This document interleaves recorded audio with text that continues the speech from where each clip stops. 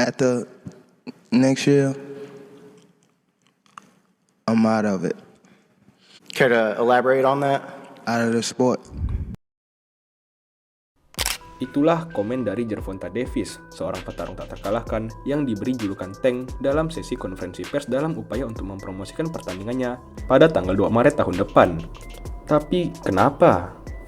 Gervonta Davis merupakan salah satu nama terbesar dalam dunia tinju sekarang ini. 30 pertandingan tanpa kalah dengan 28 kemenangan yang berakhir dengan KO maupun TKO. Dapat dikatakan hampir semua nama besar lain yang berlaga dalam divisinya atau divisi di sekitarnya semua mengincar pertandingan dengan dirinya.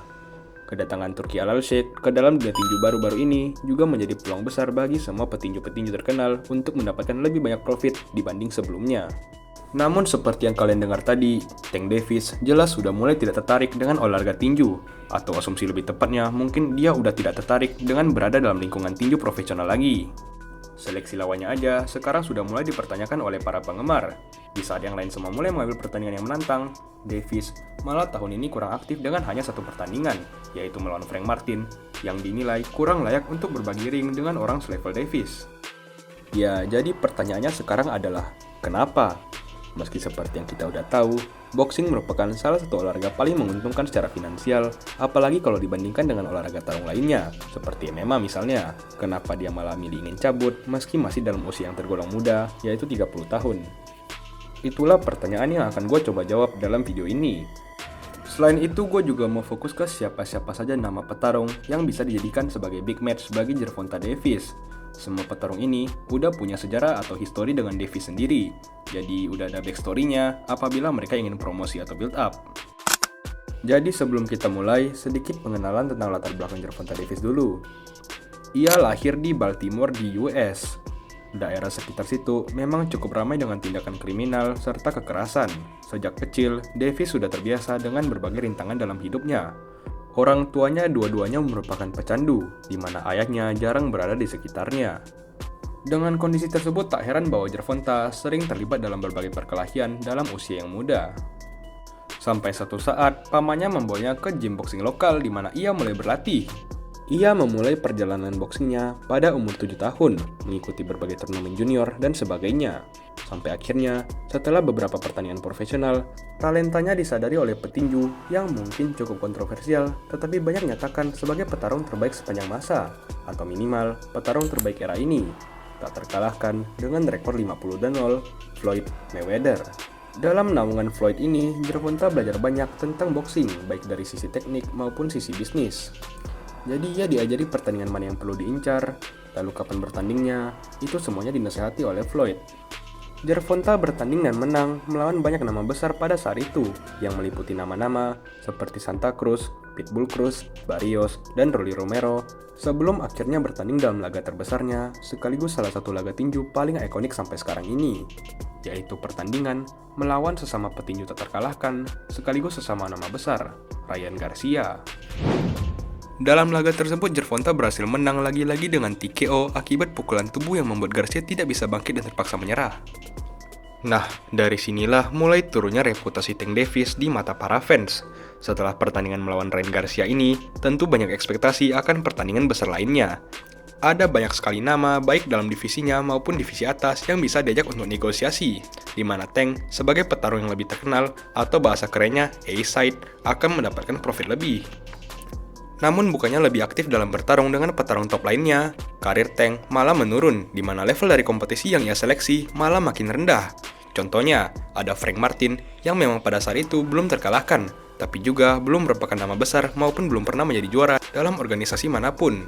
Lalu Lemon Roach dengan rekor 27 kemenangan, 1 kalah, dan 1 seri yang lagi-lagi dianggap tidak sepadan dengan level top.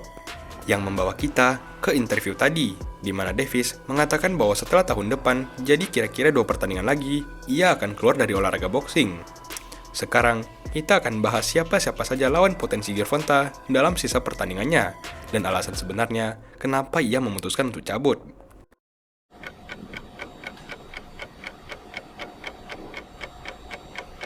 Lawan potensi pertamanya adalah Shakur Stevenson. Stevenson merupakan seorang petarung tak terkalahkan yang memiliki sejarah dengan Gervonta. Seperti kebanyakan petinju lainnya, mereka sudah pernah melakukan sesi sparring bersama dalam gym.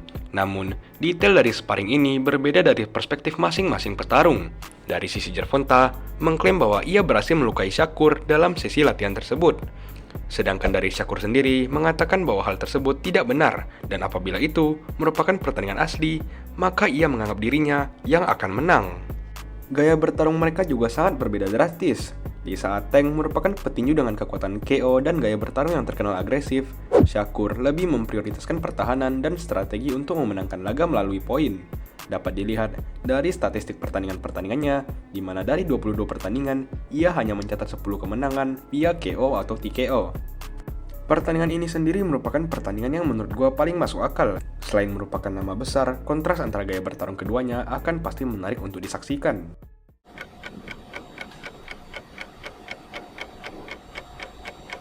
Ryan Garcia merupakan personalitas yang sangat membelah pendapat maupun respons dari para penggemar boxing. Di satu sisi, setelah mengalahkan Devin Haney kemarin, kemampuannya sudah tidak diragukan. Tapi di sisi lain, personalitasnya yang bisa dibilang agak random itu sering menarik kritik dari para fans. Ya, contoh terbarunya itu, ban 1 tahun yang ditetapkan kepadanya akibat beberapa komentar-komentar tidak patut yang dikatakan dalam Twitternya. Seperti yang gue udah bahas, Tank dan Garcia pernah bertemu dalam ring. Namun pada saat itu banyak yang berargumen bahwa Gervonta diuntungkan akibat Garcia yang diberi klausul rehidrasi. Simpelnya, itu merupakan klausul yang membatasi seberapa besar seorang petarung boleh mencoba menaikkan berat badan mulai dari acara timbang sampai ke pertandingan. Lihat saja foto Garcia saat melawan Tank dibanding saat ia melawan Haney kemarin. Kalau berbicara soal ketenaran, sebenarnya menurut gua pribadi, Garcia merupakan nama yang lebih dikenal oleh publik. Bahkan yang bukan merupakan fan boxing karena kontroversi-kontroversinya memang sudah mainstream. Pertandingan ini mungkin secara finansial merupakan pertandingan terbaik bagi Gervonta, dikarenakan kedua petarung memiliki nama yang super besar. Dan apabila dikonteskan dengan berat yang lebih atau minimal tidak dengan klausul rehidrasi, maka menurut gua yakin Garcia akan memberi pertandingan yang jauh lebih kompetitif dibandingkan yang pertama kali.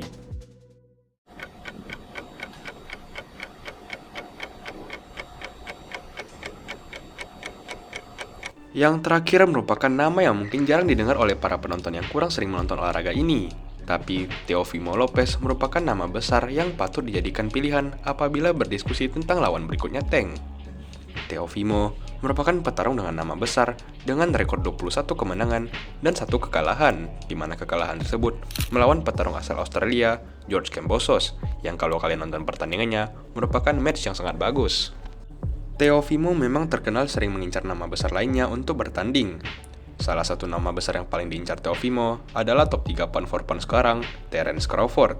Namun nampaknya Crawford lebih tertarik dengan prospek status tak terbantahkan dalam 3 divisi atau pertandingan big match melawan Canelo Alvarez.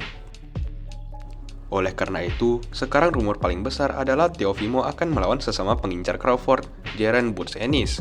Ketika ditanya siapa-siapa saja lawan yang dia incar, Teofimo mengatakan Jaron Ennis, lalu Tank Davis, dan diakhiri dengan Terence Crawford. Jadi nampaknya Teofimo masih mengejar legasi dalam olahraga ini dibandingkan dengan Tank. Motivasi dari Teofimo yang dipasangkan dengan Gervonta yang sudah kurang rasa passion bagi olahraga ini dapat menjadi salah satu faktor utama dalam konklusi laga potensial ini. Dan sekarang kita ke alasan kenapa Tank memutuskan pensiun. Dari interview yang gue udah nonton, nampaknya ada 2 alasan utama kenapa dia mau cabut. Yang pertama adalah ia sudah lelah dengan kehidupan tinju sendiri. Dalam dunia tinju, banyak hal seperti penyogokan wasit, paparazzi, spekulasi mengenai masa depan, dan lain-lain yang dapat melelahkan mental seorang petarung. Dan Tank, yang sudah dari 7 tahun berada dalam landscape boxing ini, nampaknya sudah mulai muak. Lalu alasan kedua adalah ia ingin fokus kepada keluarganya. Dalam sebuah interview, ia mengatakan bahwa ia ingin berusaha ke terapi untuk menjadi lebih santai dan kurang agresif demi keluarganya. Namun apabila ia melakukan itu, maka ia percaya hal yang membuatnya memenangkan pertandingan, yaitu agresivitasnya dan emosinya akan hilang. Dan kalau begitu, ya mending pensiun aja.